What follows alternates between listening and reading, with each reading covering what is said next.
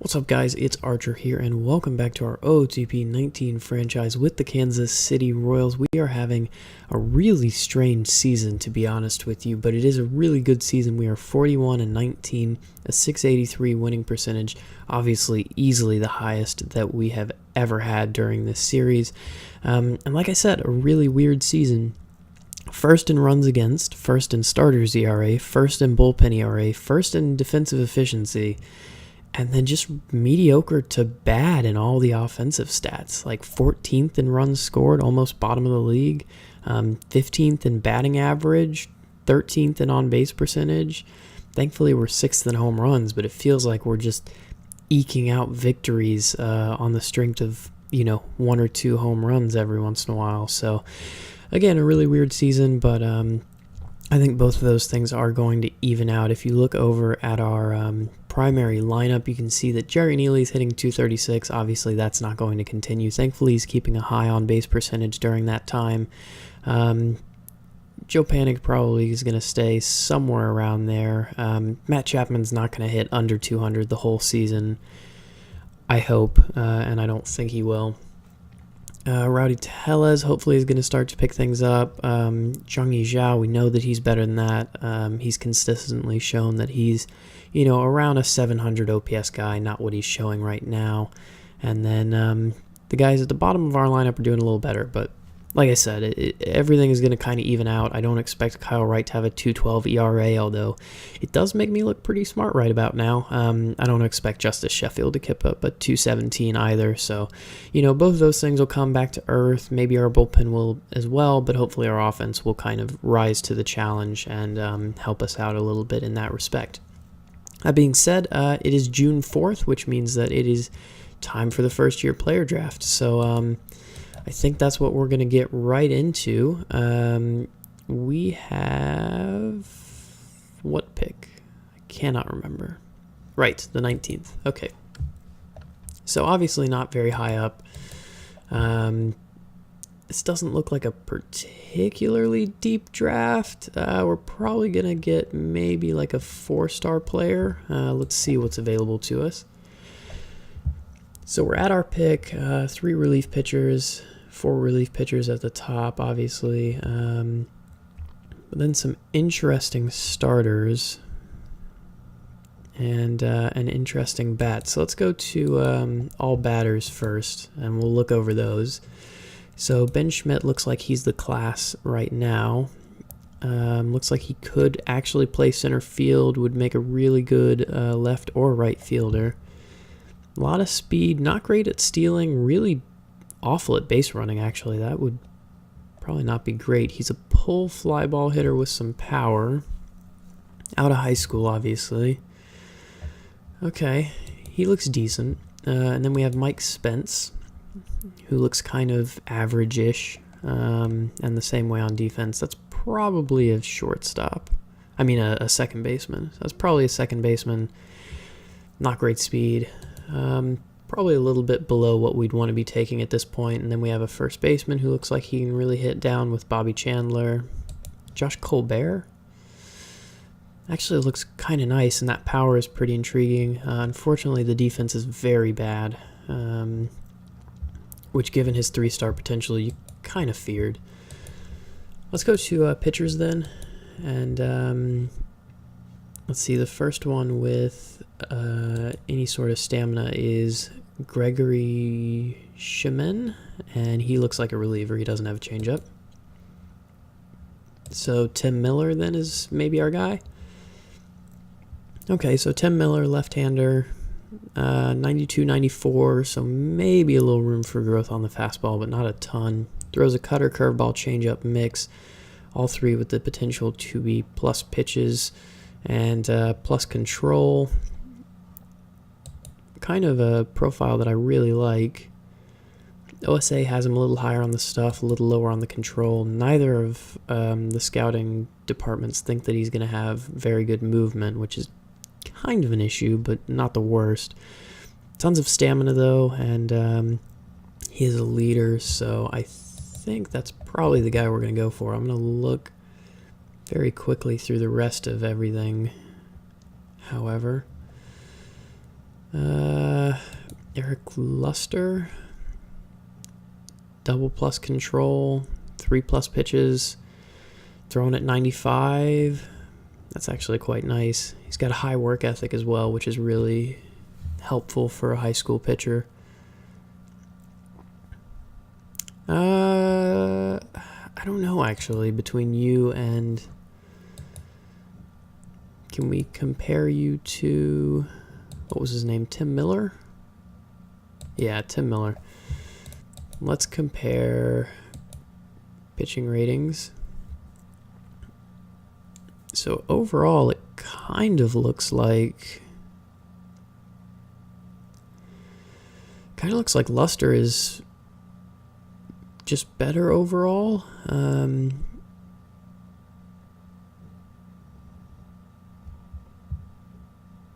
I will say that Miller is a year younger, or thereabouts, so that has to account for something, but... And he is a lefty as well, which is always helpful. Okay, well, that didn't help at all. I still have no idea between those two who I would want to pick most. Yeah, and I'm not going to go for somebody like Landeros. Okay, so that means that for us it is between Tim Miller, the 17-year-old lefty, or Eric Luster, the 18-year-old righty. 17-year-old lefties surely have a bigger signing bonus want, yeah? Yeah, so he has a bigger bonus demand. He's actually pretty much right on slot for us. So I'm going to go with Tim Miller with the hopes that maybe Eric Luster drops to us in the second. So let's go ahead and go forward. It looks like he did not. I can probably check really quickly where he got drafted.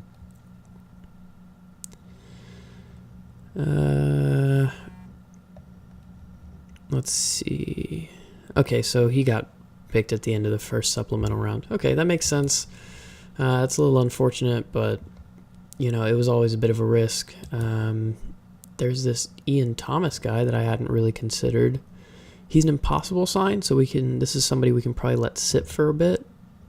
My scout and OSA both really like him, so definitely somebody I want to come back to. But let's take a look at the batters and see if there's anybody that's more intriguing. I mean, I know that this guy's a first baseman, but and he can't really play defense, but man, are those hitting ratings intriguing.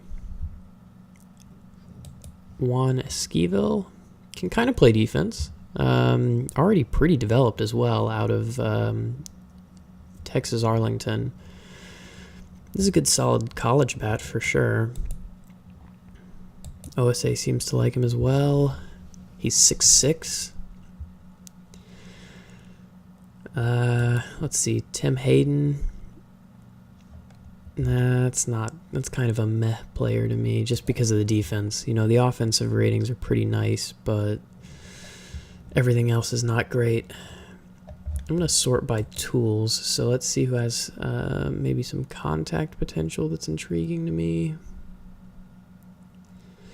Nobody I haven't already seen, and then the power potential is mostly the same players we were just looking at. I think I'm going to take Esquivel here as sort of a safe pick, and then we'll come back. Maybe he'll be under slot, and then if the impossible sign pitcher is still there, he is. Ian Thomas, we'll draft him now. And that'll round out, hopefully, a nice sequence of events for us.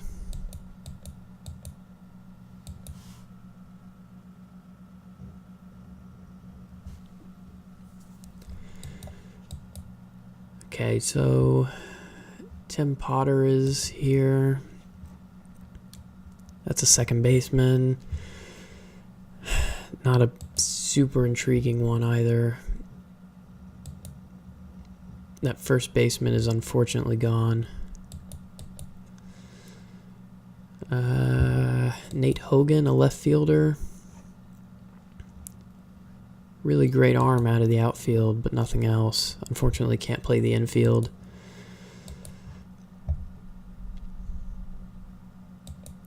Kevin Capezza? That's probably how you say that. Decent enough defense, good work ethic and intelligence, plus speed, plus contact, plus avoid Ks, average or above average everything else. Unfortunately impossible, but worth taking a look at. Man, this draft is a lot thinner than I thought it was. And I already thought it was pretty thin. I'm going to go with Capezza because there's just nobody else that I want. And if there's a relief pitcher still there next round, we might have to just go for that. Not one I like, unfortunately. Joe Clares? No, not really the profile that I tend to look for. Again, I tend to look for people that have good pitches, but that don't have the velocity to go with them. So like this guy, Mike Wolski? Yeah. He has a good changeup. He has a pretty good curveball. And he has a decent enough forkball, right? But he throws 88, 90. So his stuff is never going to be like amazing unless that ticks up. Well, he's 18, he's 6 foot, but he only has 175 pounds on him. Clearly he can put on some more weight and hopefully gain some velocity.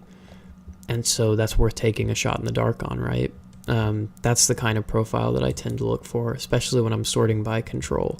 And I've found that it's pretty generally effective in terms of finding really good sleepers at the bottom of the draft. Or just when there's not a deep draft like this, just finding sleepers, you know, just anywhere.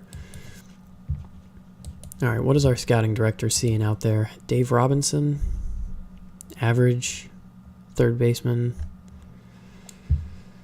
Yeah, those are the two best words I can find to describe him. He hit 796 in college, and his competition level wasn't even above average.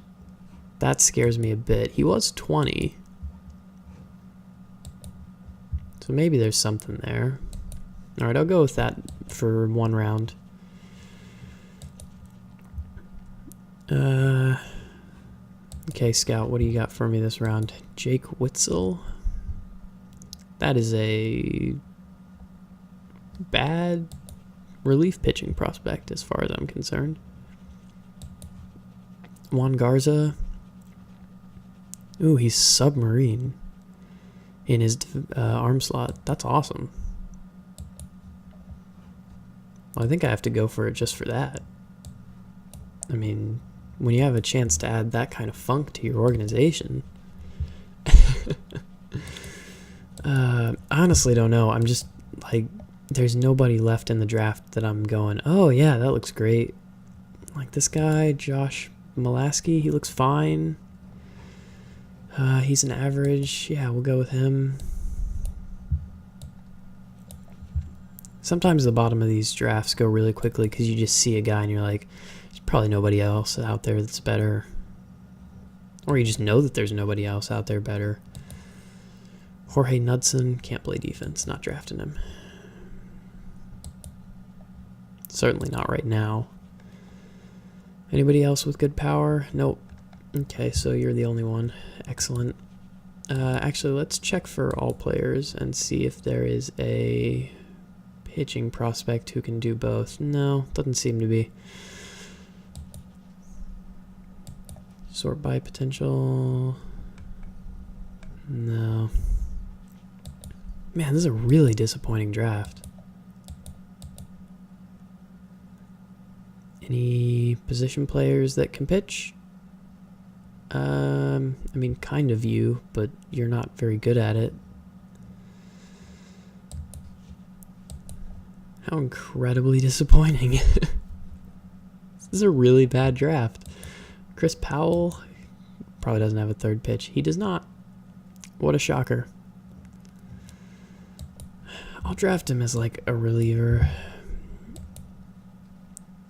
I think I could just autocomplete from here, but I'm going to go like 2 more rounds picking highly rated people. That'll hopefully strengthen the bottom of our minors.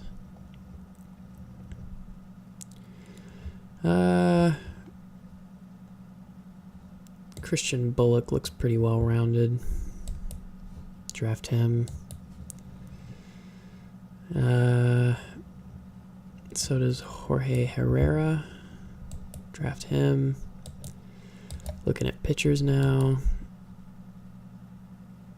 Oh, that's current stuff? That's actually pretty nice. Maybe I should filter by starters. Maybe like somebody pretty well-rounded across the board with like control. Toby Swanier. Almost certainly not how you pronounce that name. I would apologize to his family, but I don't know how to say the family name. Sam Algood. Alright, I think that that's good enough for me. So unfortunately, a really frustrating draft. I was really hoping for just maybe like one or two players that I was really excited about that I thought could, you know, really strengthen the organization at the, you know, bottom tiers of it. Tim Miller is good, but he doesn't, like, excite me. Let's see, Ian Thomas, he wants, like, 4.6 mil. Well, we're going to offer it to him. We'll see what he says. What does Capeza want? No, you're not that good.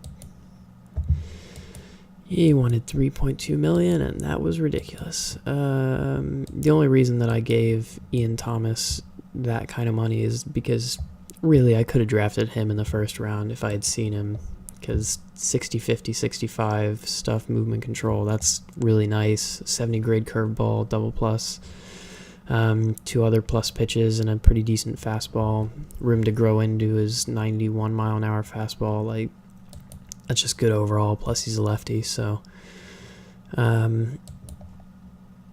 overall, that's somebody I could have seen myself drafting, even if I had like a higher draft pick, just if I had seen him. So that's why I gave him the money. Hopefully he agrees to that amount, because this year it's been a little bit harder to predict exactly what they want, which is how it should be. It should be a shot in the dark. So I'll do it for the first year player draft. We're going to move on to international free agent signings, and I'll let you know if we lose out on anybody in the draft. But hopefully by the time we get to international free agent signings, we will still be top of the division, at least looking like we're going to have a great shot at the playoffs. And then also, we will hopefully see somebody in international free agency that we really like, and you know, that'll help strengthen our organization, because, you know, now, especially as our draft picks aren't as high, international free agency becomes really important for us, because you don't want your farm system to just die like we've seen so many systems do. You know, San Francisco comes to mind as a system that was churning out talented players and then just ran out of talent, and I think you're seeing the fruits of that at the major league level. So we're going to go to international free agent signings, and I'll give you an update then. All right, guys, a little bit of an unfortunate update. Ian Thomas has decided not to sign with us, which, you know, is a bit of a loss, but thankfully it looks like we're going to get everybody else, as we should. So, you know, that's unfortunate. That's going to, you know, weaken our minor league system just that little bit more. But all in all, I think we're still going to be okay, especially if the international free agent market comes good. We did have an injury to speak about, kind of minor, but Matt Chapman is going to be out 1 to 2 weeks. He was starting to go on a bit of a tear, so that's really unfortunate. Hopefully he can clear his head even further and come back and just absolutely mash, because that's what we need out of him. I will see you at international free agent signings. So then, it is July 2nd. We are still on top of the division with a 54-30 record, and it is international free agent signing day. Let's take a look at these prospects and see if any of them catch our eye immediately. This guy does, the Australian. That looks like somebody that I could give all of my $5 million to.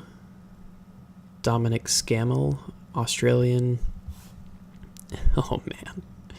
Yeah, double plus contact, double plus gap power, plus home run power, plus I, plus avoid Ks, double plus avoid Ks actually, plus speed.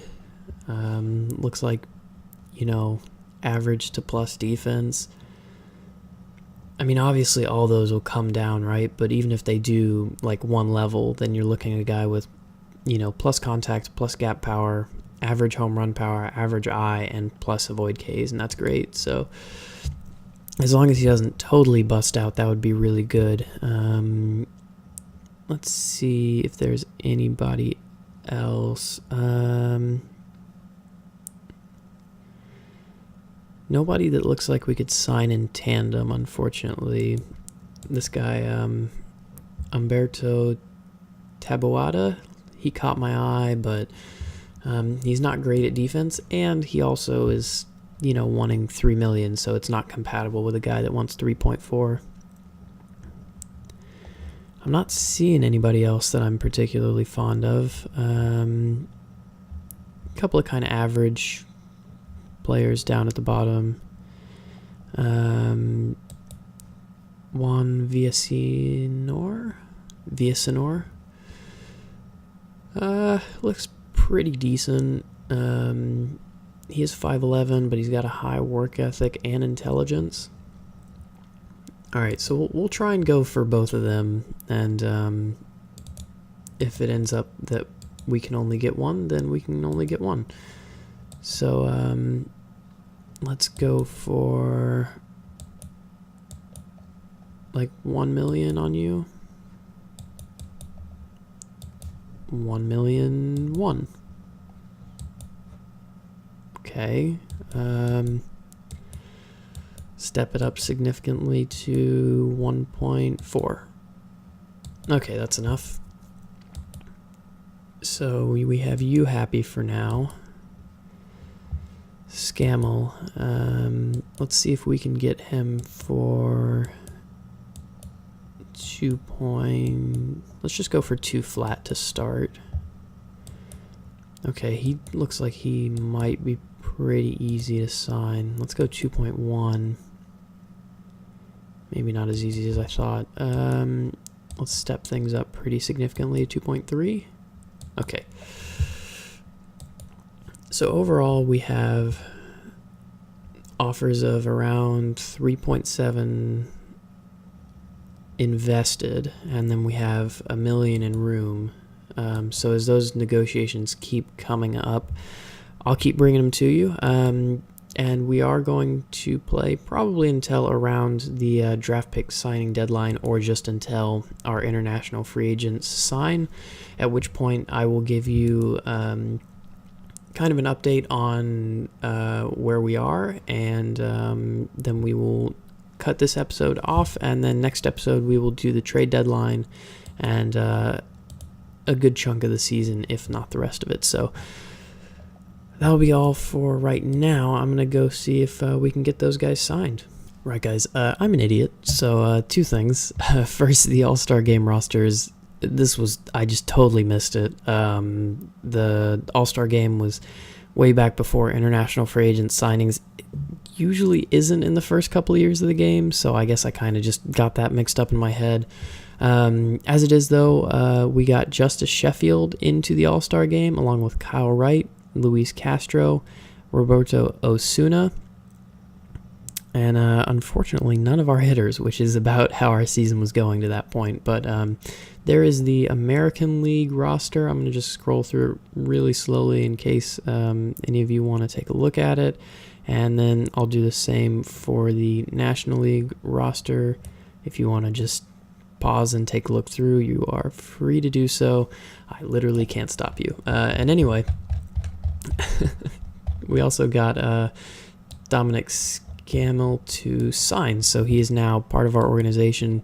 Somebody that I'm pretty impressed with so far, and I'm going to put him on my short list, and we're going to move him straight away into the Dominican Summer League so that he can start his development.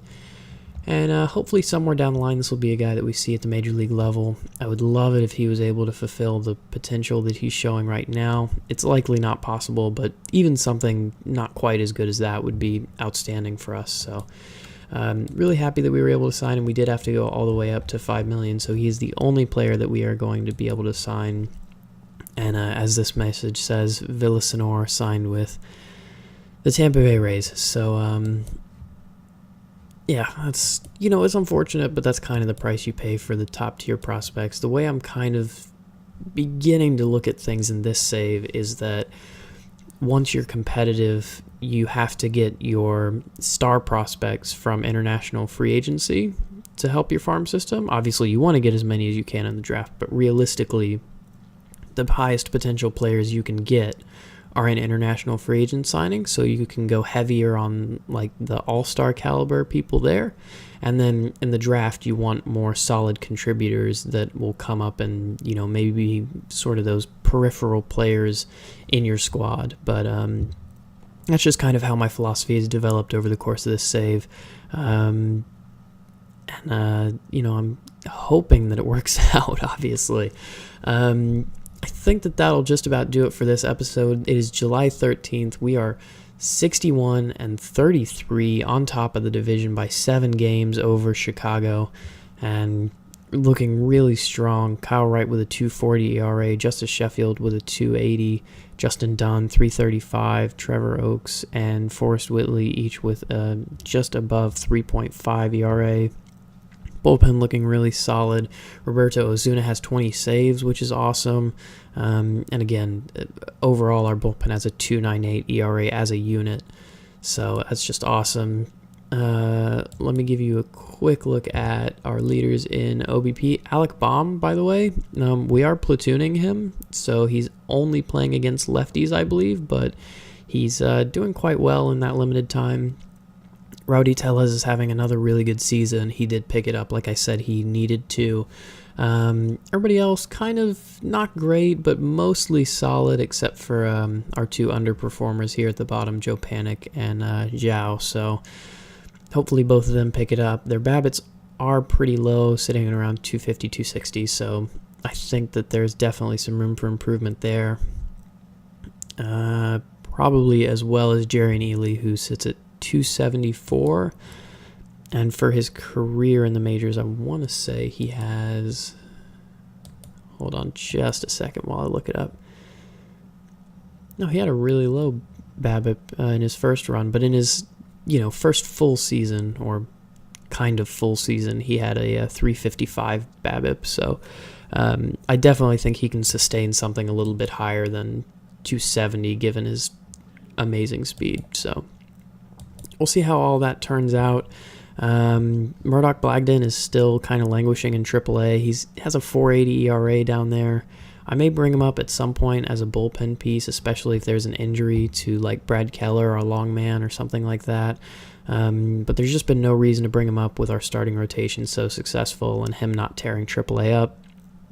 Bitsko is having a not great season at A-ball, and I actually had told myself that I was going to send him down to Burlington if he wasn't at this point in the season, but hopefully a good amount of development. He can get his confidence back at Burlington and then start moving through the ranks. He is only 20, so that's fine. Jorge Casillas looks really good down in the DSL right now.